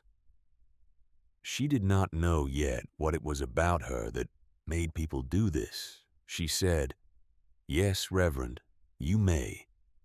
He took a breath. "My wife's name was Eleanor." The words came out small, like he had been carrying them in his throat for 10 years, and had finally set them down on the snow. "We were in Ohio. I was the assistant minister at a congregation outside Cleveland. I went on a missionary circuit through southern Indiana in the autumn of 1866. I was gone for 6 weeks. I was supposed to be gone for 4. The roads were poor. I delayed my return." He looked at the woodshed, not at Ingrid. "Eleanor was alone in our small house. The first cold of the winter came early that year. There was a woodpile in the yard. I had cut it before I left, but it was on the north side of the house, and the rain came in October and froze, and the wood was iced over by the time the cold settled in. A silence. Eleanor did not know how to chop frozen wood. I had never taught her. I had told her more than once that chopping was a man's work, and that when I was away, she should ask the neighbor. The neighbor that autumn had gone to visit his daughter in Indianapolis. He was not home. Eleanor did not know where else to ask. Ingrid did not move. She tried. I saw when I came home the marks on the chopping block. She had tried. The axe was lying in the snow beside the back step. The wood pile was almost untouched. She had gotten one piece. One piece, Mrs. Brandt. Then I think she gave up. Or she could not lift the axe high enough. She was not a strong woman, Eleanor. She was a small woman. She had been a small woman all her life. His voice was flat now. The way a voice goes flat when the speaker is reading the worst story he knows aloud, and his only protection is to stop coloring the words. She died in our bed. The fire had gone out 3 days before I came home. I do not know exactly when she stopped breathing. The doctor said the cold did it. He said it was a quiet death. He said that in cases like Eleanor's, the body grows tired and slips. He meant it as a kindness. I think he meant it as a kindness. Ingrid still did not move. I have spent 10 years telling myself that I was God's instrument, that my work in Indiana had been important, that I was where I had been meant to be. But the truth, Mrs. Brandt, is that I was vain. I was vain about my preaching. I extended my circuit because I wanted the audience. I told my wife when I left that chopping was a man's work. And then I stayed away from her too long. And she died in the cold because I had not allowed her to be strong. He looked finally at Ingrid. And every time since you came to that creek in September that I have seen you swing a maul, or weave a willow, or refuse the help that I in my arrogance offered you every single one of those times that Mrs. Brandt, I have thought of Eleanor. And I have hated you for being able, for surviving, because you reminded me every day that my wife could have lived if I had taught her, or let her teach herself, or simply not stood in her way. Ingrid did not say anything for a very long moment. The wind moved through the cottonwoods. The creek made the small sounds it made under ice. Then she said, "Reverend Crane, yes, I am not going to forgive you for Eleanor. That is not mine to forgive. I know. What I will tell you is this. Go to her grave, wherever it is, Ohio, wherever you put her. Go and kneel down and tell her out loud what you just told me. Tell her that you understand now. Tell her that the next woman you meet in your congregation who tries to be strong, you will not stand in her way. Tell her that you will not stand in any woman's way again, for as long as you live." She paused. "And then live like you mean it." Crane stood in the snow. His face did not move. Then he nodded once. "I will." He turned. He walked back up the creek path. He did not look back. Ingrid stood for a long time at the woodshed after he was gone. Then she went back to the clay. She pressed the new compound into the second crack. She smoothed it flat. She let it cure. The letter. The first week of April, the snowmelt began. The creek broke up over 3 noisy days. The ice going out in chunks that accumulated downstream and then cleared. The water running brown and fast and cold, carrying the winter's accumulated weight toward the Missouri. The cottonwoods along the creek began to put out their first leaf buds, small, yellow-green, tentative in the way of things that have decided to try again after a long extension. The woodshed sat against the hillside, unaffected. The clay had cured to its final hardness over the winter. The willow frame had completed its seasoning and was now fixed in its curved position as permanently as if it had been grown that way. The firewood remaining inside almost 2 full cords was as dry as it had been in October. On the 7th of April, Ingrid sat in the dugout in the early afternoon. The board door opened to let the spring light in. The stove cool. The wool blanket Hannah had given her folded across her knees. Conrad's pocket watch was in her hand.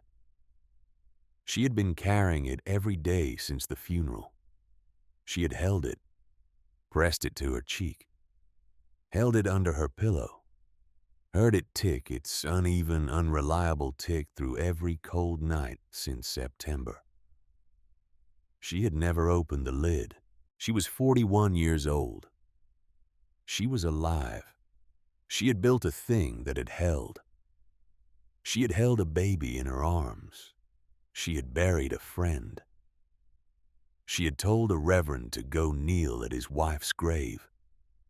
She had given pine wood to the brother-in-law who had stolen her home. She thought, sitting in the dugout, that maybe she had earned whatever was inside. She turned the watch over. Her thumb found the small catch on the lid. She pressed it. The lid sprang open. The watch face was the same plain white face she had looked at 1,000 times. The hands were stopped as they always stopped on whatever hour Conrad had last set them. She tilted the watch. A small folded square of paper fell out. It landed on the wool blanket. It had been folded 8 times. It was old. The folds had pressed deep grooves into the paper.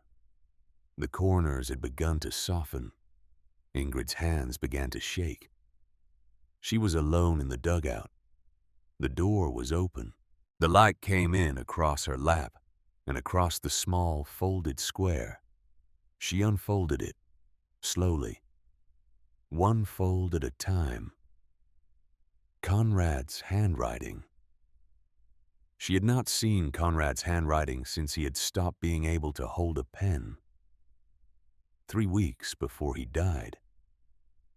The handwriting on this paper was strong, firm. The handwriting of a man who had still been well when he wrote it. This was not a letter from his deathbed.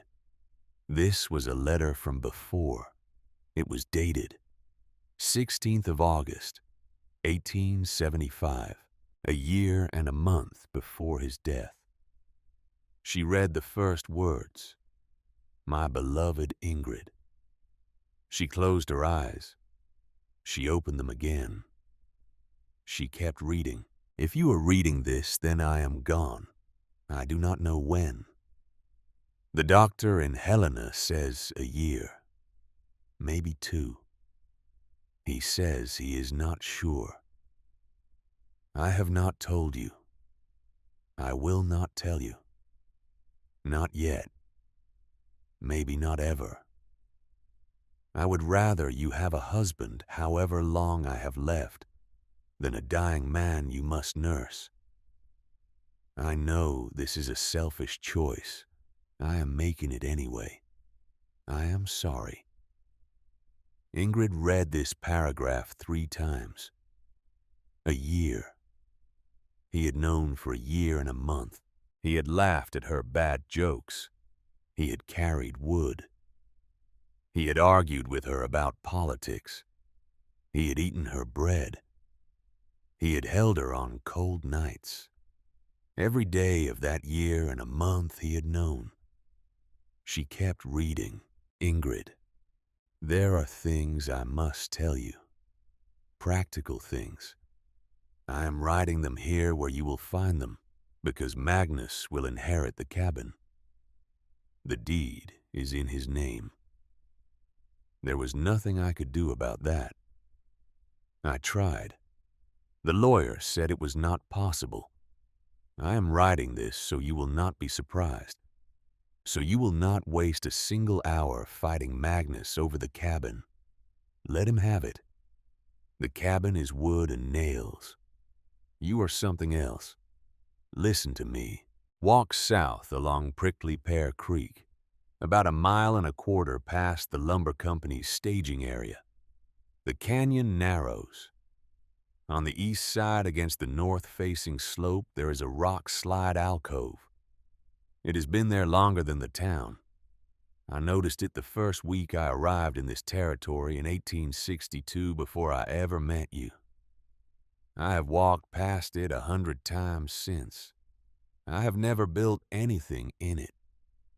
It has been waiting for someone who knew how. Your father knew how. You learned from him. I have heard you describe what he taught you in stories you have told me at our table for 11 years. I have listened. I have remembered. The rock face is nearly perfect for what you would build. I think you will see it the moment you stand at the mouth. Do not let anyone tell you it is impossible. Do not take any offer that requires you to be less than you are. Trust your hands. Trust your father. Trust the woman I have been married to for 11 of the best years of any life that anyone in our family has ever lived. I trust you more than I trust the sun rising. Live, my Ingrid. Live for the both of us. Conrad. Ingrid sat in the dugout. The paper trembled in her hand. The light came in across her lap. She read the letter again. She read it a third time. He had known. He had known for a year and a month. He had walked her in conversation in 1,000 small ways toward the canyon and the alcove and the technique she would need. She remembered now the strange evening in the spring of 1875 when he had said casually over their supper that he had heard her grandfather had been a wattle and daub builder. She had corrected him. She had said, "My father Conrad, not my grandfather." He had said, "Of course, forgive me. Tell me again how it works." The fiber and the clay. She had told him. He had listened. He had been making sure she remembered. He had been making sure that when she needed it, the technique would be right there, in her hands. And the alcove. He had walked her past that alcove 2 years ago. The afternoon she had stopped and looked and filed it in her head. He had asked her what she was looking at. She had said, "Nothing. A thought." He had said, "All right, my love." He had not pointed at it. He had not said, "Look there, Ingrid. Remember that place." He had let her find it. He had let her file it. Herself. So that when the day came, the alcove would be hers. Not his gift to her. Hers. Because he had loved her enough to know that a gift of that kind given in words would have made her smaller. And a discovery of that kind made in her own mind, with her own father's voice in her ear, would make her larger, would let her become when she needed to, the woman he had always known she was. Ingrid bent forward in the dugout. She bent until her forehead touched the wool blanket on her knees, the letter still in her hand, and she cried. For the first time since the funeral, she cried openly in the spring light, in a hole in the earth she had dug with her own hands. She cried for Conrad, who had loved her in a way she had not understood until this moment. She cried for the year and a month he had carried this alone. She cried for Marta and Ilsa, whose names had been spoken aloud finally in November. She cried for Eleanor Crane dying in a bed with an axe in the snow. She cried for Hannah Pruitt and 3 winters in a basement. She cried for Eric Lindstrom and his leather book. She cried for herself, 41 years old, alive, held by a love she had not even known had been making the road in front of her every step of the last year of her husband's life. When she lifted her head, the light was lower in the dugout. She wiped her face with the rag at her waist. She refolded the letter. She put it back in the watch. She closed the lid. The lid still did not close quite flat. There was still that small cushion, the paper inside it. She stood up. She walked outside. She walked to the woodshed. She put her palm flat against the back wall. She felt nothing move. She said, "Conrad, I am still here, and I am going to live. For both of us." The wind moved through the cottonwoods. It had no opinion, but it carried her words anyway, the way wind carries everything into the canyon and out of it toward whatever is listening, the work. In May, on the advice of a woman named Clara Hoskins, who had ridden 60 miles to learn from her, Ingrid began to charge for her work. She set her fees on a sliding scale based on what each family could pay. She set a floor. The floor was not high, but it was a floor. Below the floor she would not go. Because as Clara had said, sitting in the dugout with her hands wrapped around a tin cup, if you let them keep undervaluing this, you are teaching them that it should be undervalued. Ingrid taught 43 families over the course of 1877 and 1878. Each translation of her father's technique was a little different. A homestead family near Canyon Creek needed a freestanding version with no rock alcove available. A widow named Agnes Pratt, who reminded Ingrid uncomfortably of herself at 30, asked questions that went beyond storage into the architecture of an entire life. Agnes Pratt became, over the course of the next 2 years, what Ingrid would have called a colleague if the word had fit naturally. Agnes learned the technique. She applied it to her own situation. And then she began teaching her neighbors. The knowledge spread. It spread the way practical knowledge spreads, when many people are using and modifying it, accumulating variations, refining under different conditions, becoming more robust as more failure modes were discovered and addressed. The report, the territorial agent, Henry Caldwell, came in March of 1878 to document the technique for an official report. He took careful notes. He measured the woodshed. He drew a schematic. He promised, looking Ingrid in the eye in the spring sun outside the dugout, that her name would be on the report. In June of that year, the report was published. Ingrid's name was not on it. The structures had been developed, the report said, by certain industrious residents of the Helena community. Certain residents, plural, ungendered. She read the report at the general store, standing at the counter where the week's papers were laid out. She read it twice. She set it back on the counter. She bought a pound of dried beans. She walked home. She did not cry. She had cried enough that year. She had cried for Conrad. She had cried for her daughters. She had cried for Eleanor Crane, who would have been a real woman with real handwriting somewhere, and a real voice and real hands, if her husband had only let her be one. She had no more crying left in her for an unsigned report. She had, instead, work. The return. In 1903, on the morning she turned 68, Ingrid Brandt walked south along Prickly Pear Creek. She walked the path she had walked for the first time on the afternoon of September 17th, 1876. The creek was running low in the late summer way, clear over the gravel bed.